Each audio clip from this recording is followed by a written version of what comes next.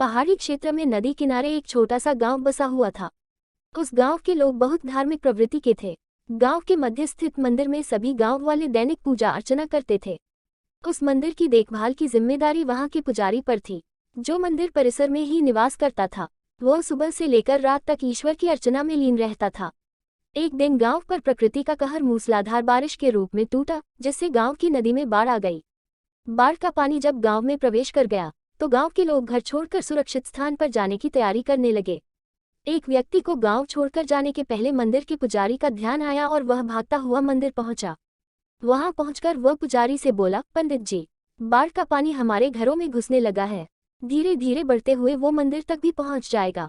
यदि हमने गांव नहीं छोड़ा तो बाढ़ में बह जाएंगे। हम सभी सुरक्षित स्थान पर जा रहे हैं, आप भी हमारे साथ चलिए। लेकिन पंडित उस व्यक्ति के साथ जाने को राजी नहीं हुआ। वह बोला, मैं तुम लोगों जैसा नास्तिक नहीं हूँ। मुझे भगवान पर पूरा भरोसा है। पूरे जीवन मैंने उसकी आराधना की है। वह मुझे कुछ नहीं होने देगा। तुम लोगों को जाना है तो जाओ, मैं यहीं रहूंगा। पंडित की बात सुनकर वह व्यक्ति वापस चला गया। पंडित भगवान की प्रार्थना में लीन हो गया। कुछ ही देर में बाढ़ का पानी मंदिर तक पहुंच गया। बढ़ते बढ़ते वह पंडित की कमर तक पहुंच गया। ठीक उसी समय एक आदमी नाव लेकर वहां आया और पंडित से बोला, पंडित जी, मुझे गांव के एक आदमी ने बताया कि आप अब भी यहीं हैं। मैं आपको लेने आया हूँ, चलिए नाव पर बैठिए। पंडित ने वही बात नाव वाले व्यक्ति से भी कही जो उसने पहले व्यक्ति से कही थी और जाने से इनकार कर दिया। नाव लेकर आया व्यक्ति चला गया। कुछ देर में पानी मंदिर की छत तक पहुंच गया। भगवान को मदद के लिए याद करता हुआ पंडित मंदिर के सबसे ऊंचे शिखर पर जाकर खड़ा हो गया।